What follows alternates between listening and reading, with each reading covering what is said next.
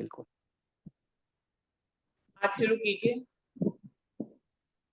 बोलो श्री प्राणनाथ प्यारे की जय, श्री सतगुरु महाराज की जय, समस्त सुंदर साथ की जय, परमहंस महाराज श्री राम रतन महाराज की जय।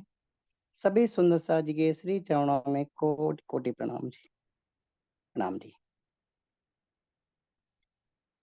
खोज बड़ी संसार रे तुम, खोजो रे साधो, खोज बड़ी संसार रे तुम, खोजो रे साधो, खोजत खोजत सतगुरु पाए, खोजत खोजत सतगुरु पाए, सतगुरु संग करतार रे तुम, खोजो रे साधो, भगत होत भगवान की, किव कर कहावे सीधे साध, गुण अंग इंद्री के बस परे,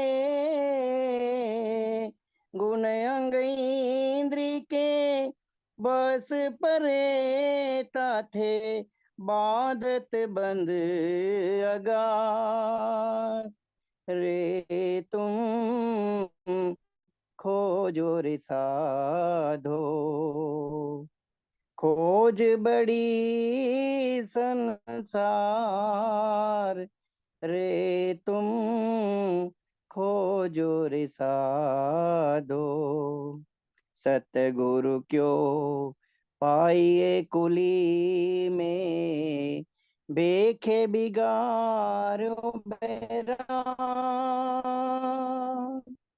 डिम्ब का ये दुनिया ले डुबोई, डिम्ब का ये दुनिया ले डुबोई, बाहर शीतल माहे आ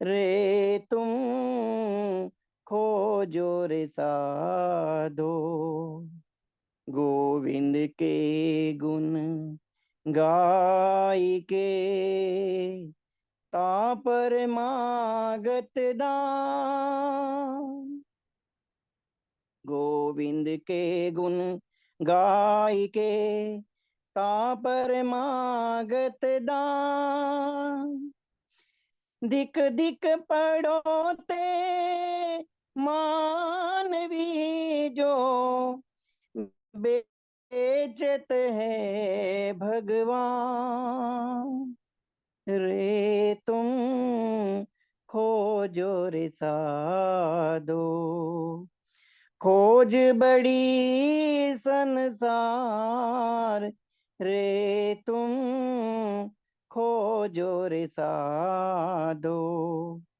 उदर कारण बेचे हरी मूडो, यही पायो रोजगार,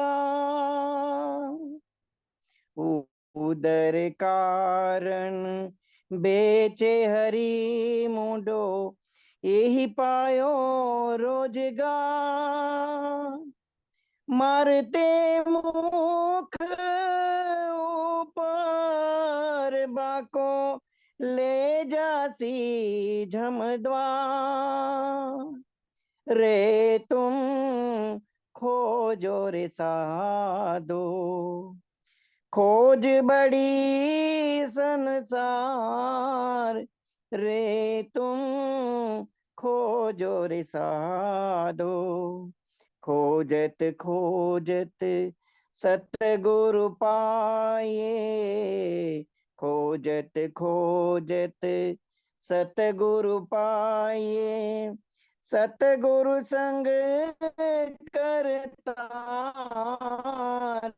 रे तुम, खोजो रे साधो।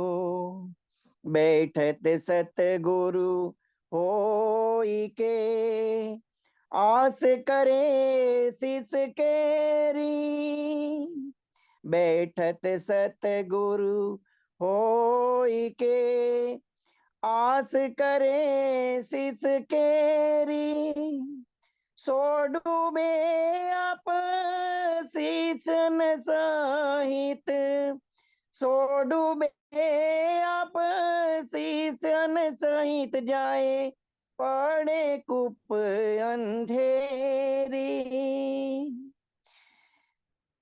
रे तुम खोजो रे साधो। खोज बड़ी संसार रे तुम खोजो रे साधो। जो माहे निर्मल बाहिर न दिखाई, जो माहे निर्मल बाहिर दे न दिखाई, वाको पार ब्रह्म सो पहचान। महामत काहे संगत करवा को, महामत काहे संगत करवा को कर वाही सो गोष्ठ ज्ञान। रे तुम खोजो रे साधो। खोज बड़ी संसार रे तुम खोजो रे साधो। खोजत खोजत सतगुरु पाए, खोजत खोजत सतगुरु पाए, सत गुरु संग करता रे तुम खोजो रे साधु। प्रणाम जी। बोलो श्री प्राणनाथ प्यारे की जय, श्री सतगुरु महाराज की जय, समस्त सुंदर साथ की जय। प्रणाम जी। प्रणाम प्रणाम जी, सबको प्रणाम सुंदर जी, साथ। प्रणाम जी, रुचि जी धन्यवाद प्रणाम जी। प्रणाम जी, प्रणाम जी। रंजना आप आ जाओ। जी जी भी। वंदो सते गुरु चरण को, करूँ सो प्रेम प्रणाम। अशुभ हरन मंगल करन, धनि श्री देव चंद्र जीना। श्री प्राणीनाथ निज मूल पति, श्री मिहिराज सुना। तेज कुंवर श्यामा युगल, पल पल करो प्रणाम। पिया जी को पल पल करो प्रणाम। श्री प्राणनाथ प्यारे की जय, श्री सदगुरु महाराज जी की जय, श्री राम रतन महाराज जी की जय। प्रणाम सुंदर साथ जी, आप सबके श्री चरणों में मेरा कोटि कोटि प्रेम प्रणाम। सुंदर साथ जी, बीतक का प्रसंग चल रहा था कि दादा गुरु महाराज जी के को सोमेश्वर शिव मंदिर में भेज देते हैं, जहाँ भूत प्रेतों का वास है। जहाँ कोई व्यक्ति का जाना तो बहुत दूर की बात है, कोई पुजारी भी वहां टिकता ही नहीं है, कोई साधु वहां जाता ही नहीं। पर महाराज जी को फिर भी दादा गुरु महाराज सोमेश्वर के शिव मंदिर में भेज देते हैं, क्योंकि वहां पे कोई एकांत उनका भंग नहीं करता। दूसरी बात, एक बात और थी कि सोमेश्वर के मंदिर में महाराज जी को भेजने का जो कारण था वो ये था कि दादा गुरु महाराज अच्छे से जानते थे कि अगर भूत प्रेत की जो भी आत्माएं हैं वो उनका अगर नुकसान पहुंचाएगी तो उनके शरीर का नुकसान पहुंचाएंगे। पर महाराज जी तो पहले ही विदेही हो चुके, उनको देह का था ही नहीं, देह के स्तर पे वो जीवित ही नहीं। तो उनको ये बिल्कुल भी खतरा नहीं था कि कोई भूत प्रेत उनको नुकसान पहुंचाए। और महाराज जी को दादा गुरु महाराज ने ये आश्वासन भी दिया था कि मैं सुबह उनसे रोज मिलने आऊंगा। और सही बिल्कुल ही वैसे दादा गुरु महाराज किया करते थे, रोज अपने नित्य कार्य से निवृत्त होकर उनसे मिलने जाया करते थे। और जो उनको शब्द सुनाया करते थे, महाराज जी कहते थे मेरी हालत ही कुछ और की और हो गई थी।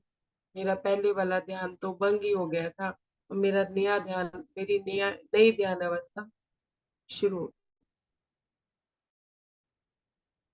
उस ध्यान अवस्था में महाराज जी दादा गुरु महाराज की बात चुपचाप सुना करते, चुप रहते, कोई तर्क वितर्क करते ही नहीं थे, उन्हें पता ही नहीं था परम धाम के बारे में, उनका कोई लक्ष्य ही नहीं था। वो तो सदगुरु को कोई अलग की वस्तु पाना चाहते थे, लेकिन वो अलग क्या है वो उनको पता ही नहीं कि पार के पार की चीज है क्या। तो इसलिए वो कोई बात उनसे पूछा नहीं करते थे, जो दादा गुरु महाराज जी ने बता दिया करते थे वो उनको सुन के अपने हृदय में मनन किया करते थे। जो पहले करते थे महाराज जी कहते मुझे बहुत स्वाद है, और क्या कहते हैं कि मुझे पलक उठानी भी भारी लगती थी, क्योंकि अंदर के अंदर मुझे वो दृश्य अनुभव होते थे, सुंदर से अनुभव होते, दिखते नहीं, अभी दिखने वाली कंडीशन है। और हम लोगों को अनुभव होना शुरू हो जाता है तो हम कैसे अपने आप को जाहिर कर देते हैं कि हमें अनुभव हो रहा है।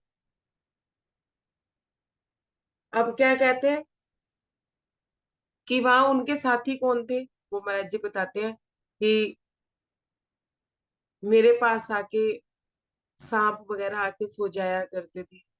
कोई वैसे आता नहीं था, लेकिन मेरे संगी साथी क्या कह रहे हैं, मैं लास्ट की चौपाई पढ़ती हूँ। आ सोते थे सर्प बगल में, पेज नंबर 107। कभी कभी आसन पर भी देते जब संकेत, हाथ से भग जाते थे सर्प कभी। महाराज जी कहते हैं कभी कभी आसन पे भी आके सर्प बैठ जाते थे, और अगल बगल में तो सर्प हमेशा ही रहते, मतलब महाराज जी के कंधों पे भी कभी कहीं विचरते रहते थे।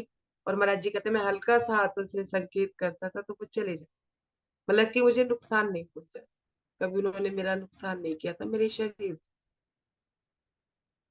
साथ समझने लगे उन्हें हम, जब हरदम वो रहते पास, व्यक्ति बहुत कम जाते हम तक, रहता उन संग हास विलास। महाराज जी कहते हैं कि जिस जगह पे मैं बैठा था वहां व्यक्ति तो बहुत कम आया जाया करते थे। मेरा उन सर्प के साथ ही हास विलास को। सुंदर साथ जी वहां प्रेत आत्माएं भी रहती, लेकिन वो प्रेत आत्माएं भी शायद महाराज जी का आनंद ले रही थी। अब वो अगला प्रसंग वो बता रहे हैं कि प्रेत आत्माओं ने उनको कैसे तंग, मतलब कैसे उनको एहसास दिलाया कि हम हैं। अब उसकी बात हम करते हैं, पेज नंबर 108। पड़े रहा करते थे केवल उस पीपल के नीचे, 4 महीने महाराज जी कहते हैं कि मैं उस पीपल के पेड़ के नीचे, सोमेश्वर के शिव मंदिर के बाद पीपल का पेड़ था, महाराज जी उस पे ही रहे। तो क्या कहते हैं, पड़े रहा करते थे केवल उस पीपल के नीचे ही, हर रोज रात्रि में हमको इस प्रकार की आवाज लगी। एक रोज रात्रि को हमको इस प्रकार की आवाज। महाराज जी कहते हैं कि पीपल के पेड़ के नीचे ही मैं सो जाया करता था, मैं वहीं बैठ रहता था, मैंने कोई अलग से अपना स्थान या झोपड़ी नहीं बना। सुंदर साथ जी बात को जरा ध्यान से समझिएगा, प्रसंग गहरा है तो सांकेतिक रूप में मैं बताऊंगी, आप थोड़ा अपने मंथन से समझिएगा। महाराज जी कहते हैं कि उस पीपल के पेड़ के नीचे ही मैं पड़ा रहा, मैं सो भी वहीं लेता था और अपना आसन भी मैंने वहीं लगा। दादा गुरु महाराज ने उनको भेज दिया था, तो महाराज जी ने ये नहीं कहा था कि मेरे लिए झोपड़ी बनवाओ या मेरे लिए कमरा बनवाओ, मुझे अच्छी व्यवस्था दो। खोजी काल में, अभी उनकी खोज पूरी नहीं हुई, अभी उनकी खोज चल रही, अभी परम धाम उन्हें दिखा नहीं था, विदेही हो गए। यहाँ तक की यात्रा होने के बाद भी अभी यात्रा बाकी थी। अपने मन को, अपने विचारों को, अपने जीव को जीत चुके। और हम जैसे सुंदर सा जरा सा अनुभव भी हो जाता है तो हमें अलग आश्रम चाहिए, हमें अलग कमरे चाहिए, हम्म, अपने भोगों के भोगने के लिए। कहीं ना कहीं इस बात का मंथन कीजिएगा कि क्यों चाहिए आज, क्यों चाहिए कमरे, अगर हमारी खोज अभी पूरी नहीं हुई। क्या कहते हैं कि एक रोज रात्रि को आवाज लगी, इस प्रकार की आवाज लगी। कैसी? महाराज, महाराज, महाराज जी, महाराज जी, ऐसे करके महाराज जी को आवाज लगाई किसी ने। अब महाराज जी क्या कहते हैं, हम आवाज सुना करते थे पर हम बोले कभी नहीं, 3 रोज तक इस तरह से हमको नित्य आवाज। महाराज जी कहते पहले भी कभी कभी आवाजें आया करती थी कि महाराज, महाराज, मैंने कभी जवाब ही नहीं दिया, मैं सुन के भी अनसुना कर देता है। लेकिन अब बीच बीच में आया करती थी, चली जाया करती थी। अब महाराज जी कह रहे हैं कि 3 रोज से लगातार मुझे आवाज लगी। आधी रात चौथे दिन क्रम से फिर हमको टेरा। महाराज जी कहते हैं 3 दिन तक तो मैं उसकी आवाज को सुनता रहा, इग्नोर भी करता रहा, मेरा ध्यान भी भंग होता रहा, लेकिन मैंने ज्यादा ध्यान नहीं दिया। लेकिन चौथी चौथी रात, आधी रात को कहते हैं कि आधी रात को चौथे दिन फिर उसने क्रम से, अपने क्रम से टेरा मतलब आवाज लगाई। क्या? महाराज जी, महाराज जी, महाराज जी, ऐसे करके आवाज लगा रहा है कि महाराज जी, महाराज जी। कौन लगा रहा है? महाराज जी ने जानने की कोशिश नहीं। कौन आवाज लगा रहा है? महाराज जी ने नहीं जानने की कोशिश की। क्योंकि वो अपने ध्यान में थी, उनकी ध्यान अवस्था ऐसी थी कि वो उन्हें फर्क नहीं। और हमें अपनी अपनी अवस्था भी देखते जाए। फिर क्या कह रहे हैं? हमको क्रोध आया एकदम, उसी दिशा में मुंह करके। महाराज जी कहते हैं मुझे क्रोध आया एकदम से, बहुत गुस्सा आया मुझे, मेरा ध्यान भंग हो रहा था, मैंने उसी दिशा में मुंह किया जिधर से आवाज आ रही थी।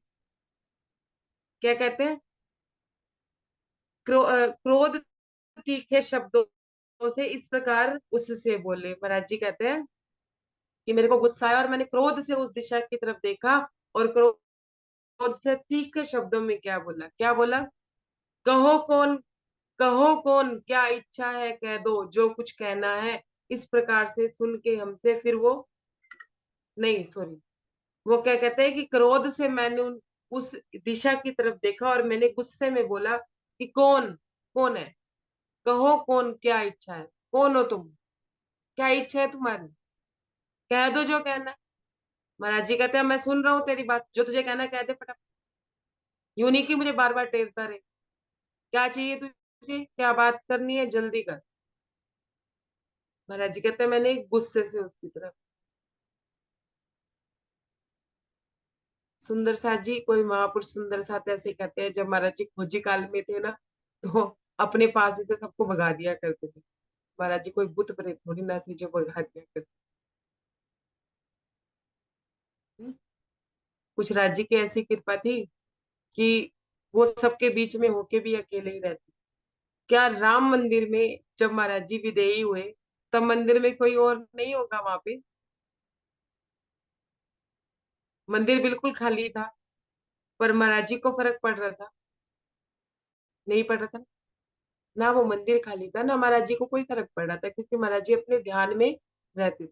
ध्यान के लिए शुरू में एकांत जरूरी है, लेकिन जब ध्यान लगने लगता है तो कहीं भी भीड़ में ध्यान लगता है। तो ऐसा नहीं है कि महाराज जी भगा दिया, लेकिन कोई उन्हें बीच में परेशान करता था, जैसे अभी ये प्रिय आत्मा उन्हें परेशान करती, तो महाराज जी 2 टूक कहा करते थे, बोलो तुम्हें क्या बात करनी है, फालतू की बात नहीं किया। और हम जो सुंदर साथ है, हम खोजी काल में होते हैं तो कितनी कितनी बातें करते हैं, राज्य के अलावा भी हम कितनी बातें कर जाते हैं। खोजी काल चल रहा है, अपने मन को मैला नहीं करना है, लेकिन फिर भी हम कितनी कितनी बातें कर जाते हैं। महाराज जी ऐसे नहीं थे कि जब वो खोजी काल में तो किसी को भी डरा के धमका के भगा दिया, नहीं। उन्होंने भूत प्रेतों को ऐसे बोला था कि बोलो तुम्हें क्या काम है, उनको भी ऐसे बोल रहे हैं वो। कितने नम्र स्वभाव के होंगे कि बोलो तुम्हें काम क्या है, जो कहना है जल्दी कर, मेरा टाइम ना खा। भूत प्रेतों को भी ऐसे कह, तो इंसानों को भगा दिया तो नहीं, ऐसा नहीं। अब क्या कह रहे हैं? इस प्रकार से सुन करके हमसे कोई भी चुप हुए ऐसे, बोले कभी नहीं आइंदा, लकवा मार गया जैसे। महाराज जी कहते हैं जब मैंने ऐसे गुस्से में बोला तो कौन था, कैसा था, पता ही नहीं उसकी क्या इच्छा थी, उसने कुछ बताया भी नहीं, लेकिन हमारी इस तरह की बात सुन के वो चुप हो गया हमेशा के। फिर उसने कभी हम मुझे परेशान भी नहीं। सुंदर सा जी, भूत प्रेत ने आवाज लगाई और महाराज जी कहते हैं मैंने उसको कहा भाई बोल, तुझे चाहिए क्या? जो चाहिए मैं दे देता हूँ, तू बता तो सही, पर हमें परेशान ना कर। और महाराज जी कहते हैं जब उसने मेरे से ऐसे शब्द सुने तो भी बिल्कुल एकदम चुप हो गया, कि मतलब चू की भी आवाज दोबारा नहीं आई। और फिर उसने कभी मुझे परेशान भी नहीं किया, ऐसा लगा जैसे उसे लकवा ही मार गया मेरे गुस्से से। मतलब ऐसी कंडीशन होगी उस भूत प्रेत की। आगे क्या कहते हैं, हमने महाराज जी से इस घटना को नहीं कहा कुछ दिन पश्चात, मगर खुद ही हमको आदेश हुआ। सुंदर सा जी, हमारे जीवन में गुरु होते हैं ना, सदगुरु की बात ही नहीं हो रही है, मैं गुरु की बात कर, कि अगर गुरु भी होते ना हम उनकी जान खा जाते, कि मुझे भूत प्रेत की आवाज सुनाई देती है, मुझे ये होता है, मैं मंदिर में रह नहीं सकती, मुझे ये हो रहा है वो हो रहा है, हाँ? न, हो इतना तिल और ताड़ बना के हम पेश कर देते। महाराज जी यहाँ कह रहे हैं मैंने दादा गुरु महाराज से कोई जिक्र भी नहीं किया इसे, कोई जिक्र नहीं, कोई शिकायत नहीं की। हम जान खाना समझते हैं, और महाराज जी का ही जान नहीं खा रहे। दादा गुरु महाराज की कितना प्रेम करते हैं। प्रेम का मतलब ये थोड़ी ना है कि हम उनके लिए अच्छे अच्छे पकवान बनाए, अच्छे अच्छे हार लगा बनाए, माले बनाए, वो एक सेवा है, लेकिन हम उन्हें परेशान नहीं कर, ये छोटी छोटी बात पे उन्हें तंग करते रहे। तो महाराज जी कहते हैं कि मैंने दादा गुरु महाराज को इतनी सी भी घटना का जिक्र भी नहीं किया, लेकिन अब जब महाराज जी ने जिक्र नहीं किया तो क्या दादा गुरु महाराज नहीं जानते होंगे? हैं? दादा गुरु महाराज को भी तो पता चल गया होगा ना अंदर से कि हाँ भाई कोई परेशान कर रहा है मेरे शिष्य को। तो कहते हैं कि कुछ दिन पश्चात उनका आदेश मिला, खुद खुद ही उन्होंने आदेश दिया, आप शहर में ही आ जाओ, है नजदीक एक स्थान, बस्ती के निकट बहुत है, कुछ दिन करो यहीं, करो विश्राम। महाराज जी कहते हैं कि दादा गुरु महाराज ने एक दिन मुझसे आके बोला कि अब तुम्हें सोमेश्वर मंदिर में रहने की जरूरत नहीं है, जहाँ सोनगिरी के पास एक छोटी सी जगह है, नजदीक की स्थान है, तो अब हम शहर में आके रहो, वहां बस्ती के निकट है, मतलब वहां जो बस्ती बसता हुआ शहर है उसके निकट है, और तुम वहीं विश्राम। आटा सीधा आसानी से पहुंचाया जा सकता है, और हमें भी आना जाना अधिक सुलभ हो सकता। महाराज जी कहते हैं कि दादा गुरु महाराज मुझसे कहते हैं कि मैं वहां पे आपको खाने पीने का राशन, आटा भी सीधा आपको पहुंचा सकता हूँ, और मेरा मेरा आना जाना भी सुलभ हो जाएगा। सुंदर सा जी, दादा गुरु महाराज भी रोज सुबह 1.5 किलोमीटर चल के जाया करते, और चल के ही वापस आया करते। जो समय उनका चलने में, वहां पहुंचने में व्यतीत होता था, वो महाराज जी के साथ वो बिताया। दादा गुरु महाराज जी कहते हैं कि मेरा भी आना जाना सुलभ हो जाएगा। दादा गुरु, हम उनका आदेश प्राप्त कर दोनों नदियों के संगम में एक खेत खाली पाया, आसन लगा लिया उस।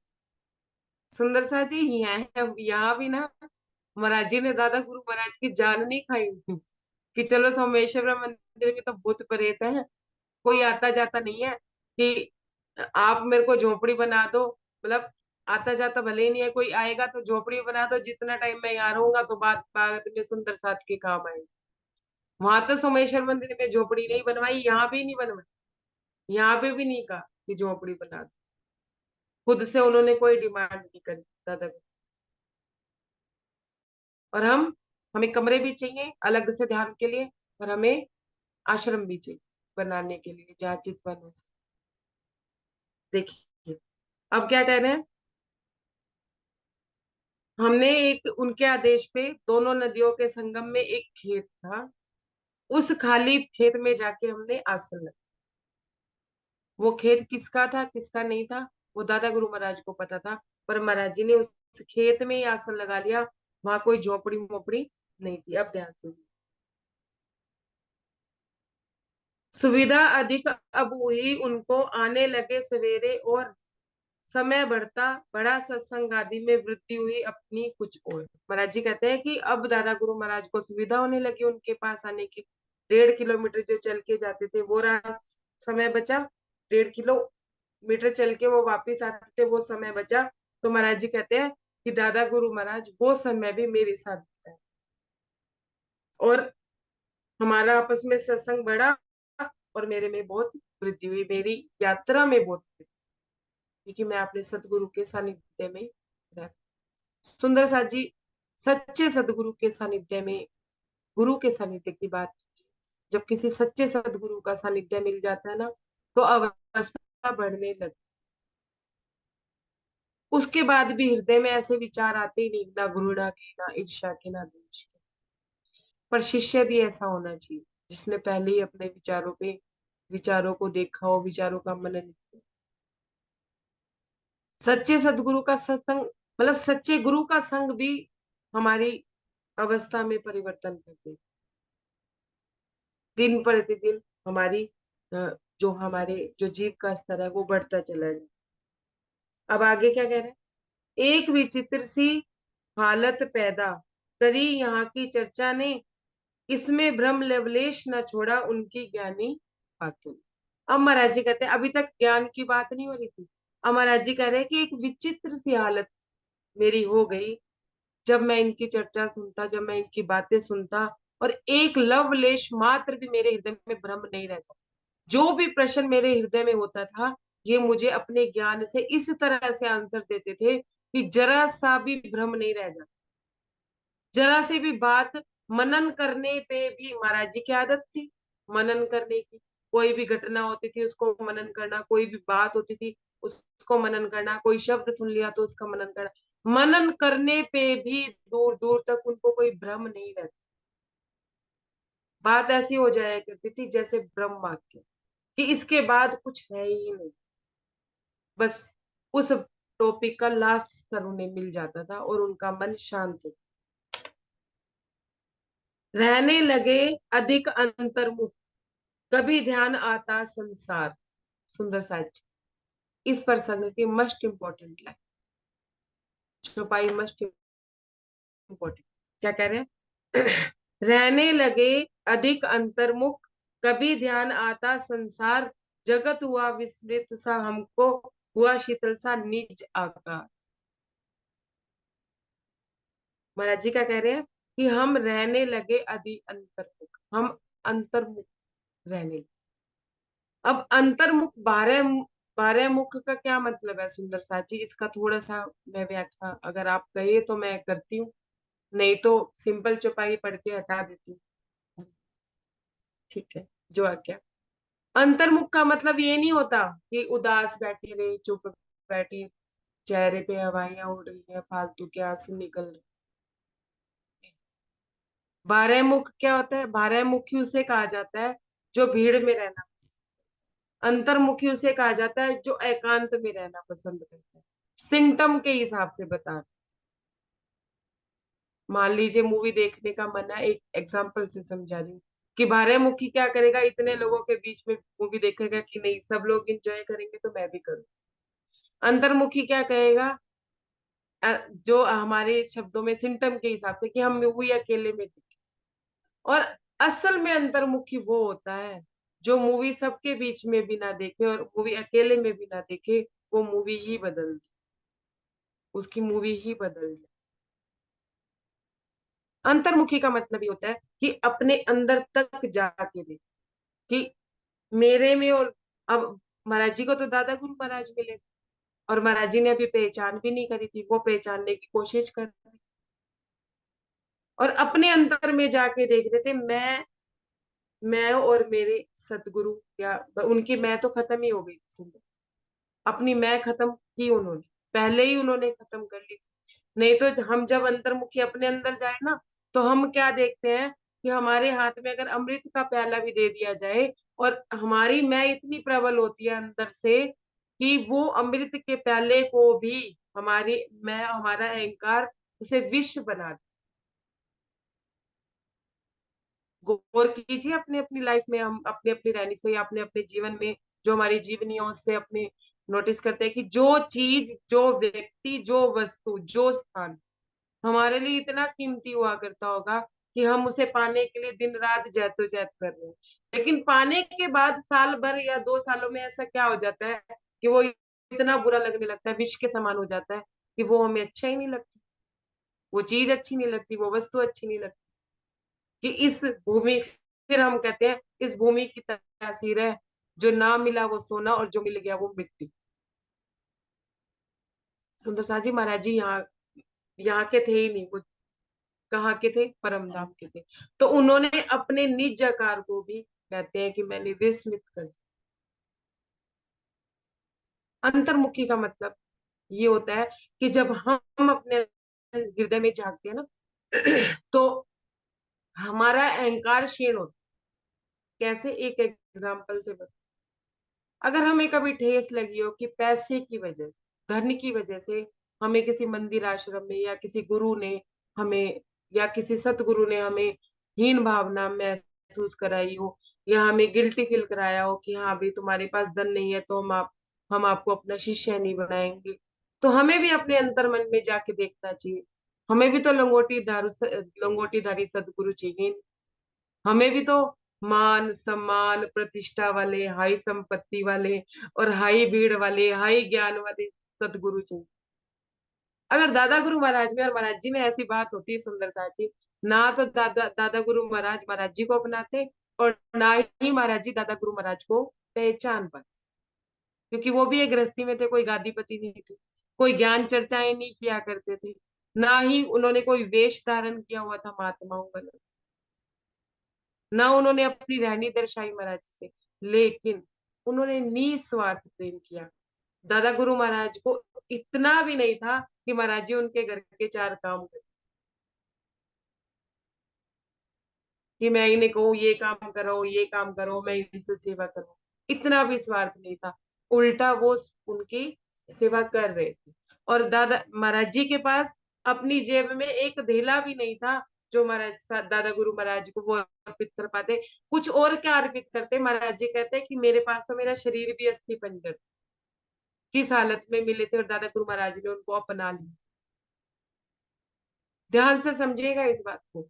अगर हमें गुरु ऐसे मिले हैं, अगर किसी को ये दुख लगता है कि हमें गुरु ऐसे मिले हैं, हमें समाज में कोई सदगुरु मिला ही नहीं है, तो उन्होंने भी चाहा भी ऐसे ही गुरु, धन मान सम्मान धन संपत्ति ज्ञान चर्चो, उन्होंने भी साधारण सतगुरु मांगा ही नहीं। उन्होंने कहा नहीं कि मेरे को मेरा सतगुरु मिले चाहे वो लंगोटीधारी है। क्यों? क्योंकि अगर धन होगा तो वो अपने शिष्य को भी संभाल लेगा, नहीं होगा तो जब गुरु के पास नहीं है तो चेले के पास क्या हो, क्या संभाले।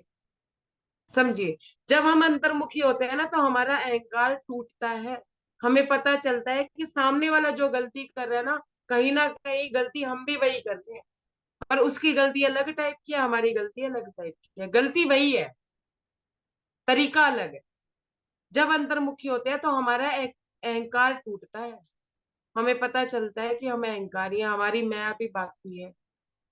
महाराज जी अपनी मैं को पहले मार चुके थे, इसलिए हम अपने अंतर मन में जो देखते थे वो दादा गुरु महाराज को ही देखते। हालांकि उन्होंने अभी सदगुरु स्वीकार नहीं किया, सिर्फ उन्हें परख रहे थे, अभी समझ रहे थे, मतलब परख भी नहीं रहे थे, समझ रहे थे। तो क्या कहते हैं कि मैं अंतर्मुखी रहता था, मतलब अपने अंदर अपने हृदय में दादा गुरु महाराज को देखा करता था, और मुझे कभी ही ध्यान आता था संसार, कभी ध्यान आता, मुझे संसार का ध्यान तो पहले भी नहीं था, अब मुझे अपने आसपास के संसार का भी ध्यान नहीं था, इतना भी ध्यान नहीं था कि मेरे पास कोई झोपड़ी भी नहीं है जिसमें बैठ के मैं ध्यान। और हमें इतना भी ध्यान रहता है कि अभी अपने लिए कमरा भी अकेले बनाना है या एक आश्रम बनाना है, सुंदर साथ की सेवा करनी है। सुंदर साथ की सेवा क्या करनी है सुंदर साथ जी, अपना स्वार्थ भी है। बिना स्वार्थ के कोई प्रवक्ता प्रवचन भी नहीं देता, चाहे वो रास्ते का ही मैं भी हूँ, चाहे कि मुझे भी महाराज जी समझाते हैं, जब मैं गीता करती हूँ तो मुझे भी रास्ता। और गीता में कृष्ण जी ने कहा है ना कि फल की इच्छा से जो कर्म किया जाता है वो जल्दी ही क्षीण हो जाता है। इसी वजह से इतनी बीतक करने के बाद भी खुद को रास्ता नहीं मिलता, क्योंकि मैं भी यही सोच के बैठती हूँ कि महाराज जी मुझे भी रास्ता दे। फल की इच्छा। कहने रहने लगे अधिक अंतर्मुखी, कभी ध्यान आता संसार, जगत हुआ विस्मित सा, हमको हुआ शीतल सा निजर। महाराज जी कहते हैं कि ना मुझे संसार की कोई बात नजर समझ आती थी, ना मुझे जगत दिखाई पड़ता, मुझे दिखाई ही नहीं देता। और अपना भी निज आकार शिथिल, मतलब मेरे को अपना निज आकार अलग ही दिखाई देता था, मतलब जैसे मैं मरा पड़ा, शिथिल, बिल्कुल शिथिल, एक स्थिर से, और उससे अलग मैं विचरण किया है सुंदर सा जी हमारी इतनी ध्यान अवस्था कि हम अपने शरीर को अपने से अलग देख, और हम कहते हैं कि हम सच्चे सदगुरु को पहचान लेंगे, नहीं पहचान। Page number 109। कान न सुन पाते बाहर का, आंख देख ना पाती थी, रसना रस लेना भूली, मन में कुछ कुछ आती थी। सुंदर साथ जी ये भी इम्पोर्टेंट, इसका ये तीसरा चरण, रसना रस लेना भूली। महाराज जी कहते हैं कि कान बाहर का सुन नहीं पाते, बाहर साए साए हवा भी चलती थी ना, वो भी कानों के अंदर नहीं जाती, कानों के बाहर से होता है ना। कई बार हम माया माया में दुखी होते हैं, तो हम किसी की बात को सुन के भी नहीं सुन पाते, हम कहते हैं दोबारा दोबारा दसी की क्या सीगा, कि कान सुन ही नहीं पाते बात को, आंखें देख ही नहीं पाती थी, और आंखें बाहर में आंखें खोलता भी था तो मेरे को कुछ दिखता ही नहीं, मैं कुछ देखना ही नहीं चाहता नहीं था, मतलब कि देखता ही नहीं था मुझे बाहर का कुछ कोई, मुझे ऐसा लगता था मैं अपनी मस्ती में मस्त। क्या कहते हैं, रसना रस लेना भूली। महाराज जी ने एक बार रसना का रस तब बोला था जब महाराज जी कहते हैं कि मैं तो भूल ही गया था कि अच्छे पकवान या अच्छा खाना खाना कब होता है बचपन में, कि हमें तो चून भी मिलता था तो हम घोल के पी लिया करते थे, स्वाद का तो हमें पता ही नहीं। यहाँ दादा गुरु महाराज रोज उनके लिए प्रसाद बना के लाते थे, तो महाराज जी कहते हैं मेरी रसना का स्वाद जाग नहीं गया, भूल गया था, स्वाद क्या होता है मैं तब भी भूल गया। दादा गुरु महाराज भले ही बना बना के ला रहे हैं, लेकिन उन्हें रसना का रस नहीं आ रहा, मतलब खाने का रस नहीं आ रहा। और हम खोजी काल में होते हैं, 56 भोग भी चल, उनका भी अलग अलग स्वाद हमें आता है। महाराज जी को रहनी करनी नहीं पड़ रही, रहनी हो जाए। कहते कि रस ना रस लेना बोली, ना बोलने का ना सुनने का, मतलब ना बोलने का मैं रस ले रहा था, ना मेरे को खाने का भी कोई स्वाद, बोलने का भी मेरा मन नहीं करता था, क्योंकि मैं सिर्फ दादा गुरु महाराज को सुनना चाहती, मैं सिर्फ उनकी सुनता था। मन में कुछ कुछ आती, कहते हैं कि मन में